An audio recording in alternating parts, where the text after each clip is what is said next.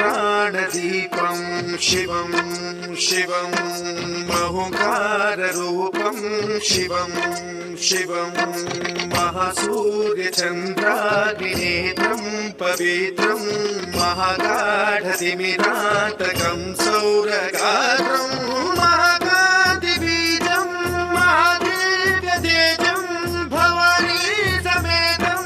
भजे मञ्जुनाथं। नमः शङ्कराय च मयस्कराय च नमः शिवाय च शिवतराय च भवहराय च महाप्राणदीपं शिवं शिवं भजे मञ्जुनाथं शिवं शिवं अद्वैतभास्करम् अर्धनारीश्वरं त्रिदशहृदयङ्गमं चतुर्धरिसङ्गमं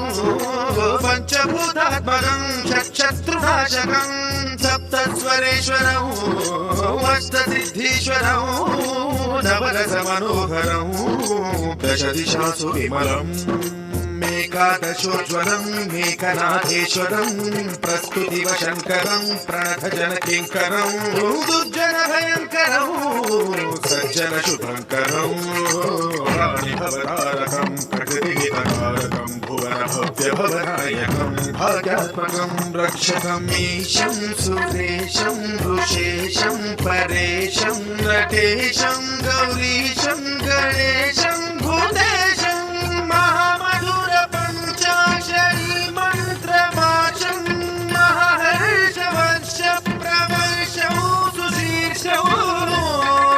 नमो हराय च स्वरहराय च पुरहराय च रुद्राय च भद्राय च इन्द्राय च नित्याय च निर्निद्राय च महाप्राणदीपं शिवं शिवं भजे मञ्जुनाथं शिवं शिवं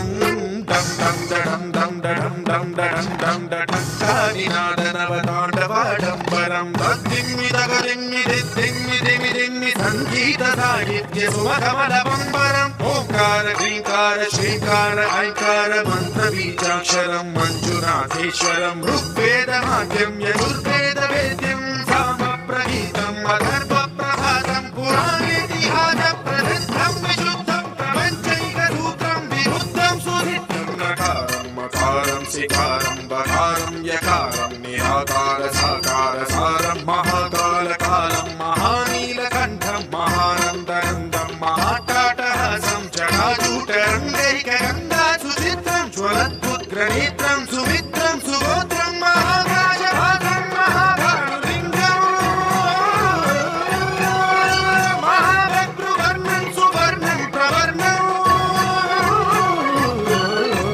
सौराष्ट्रसुन्दरं सौमनाथेश्वरं श्रीशैलमन्दिरं श्रीमल्लिकार्जुनम् उज्जयिनिपुरमहाकालेश्वरं वैद्यनाथेश्वरं महाभीमेश्वरं अमरलिङ्गेश्वरं रामलिङ्गेश्वरं काशीविश्वेश्वरं परं कृष्णेश्वरं त्र्यम्बकाधीश्वरं नागलिङ्गेश्वरं श्रीकेदारलिङ्गेश्वरं लिङ्गात्मकं ज्योतिर्लिङ्गात्मकं वायुलिङ्गात्मकं आत्मलिङ्गात्मकम् अखिललिङ्गात्मकम् अग्निसोमात्मकम् अनादिम्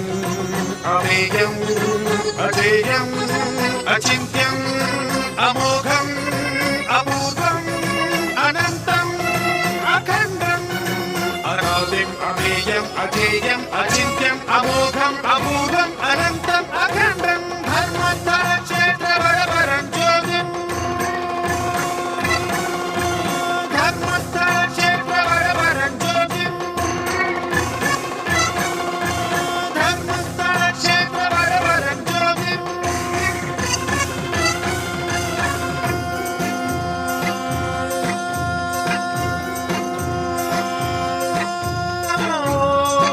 नमः सोमाय च सौम्याय च भव्याय च भाग्याय च शान्ताय च शौर्याय च योगाय च भोगाय च कालाय च कान्ताय च रम्याय च गम्याय च ईशाय च श्रीशाय च शर्वाय च सर्वाय च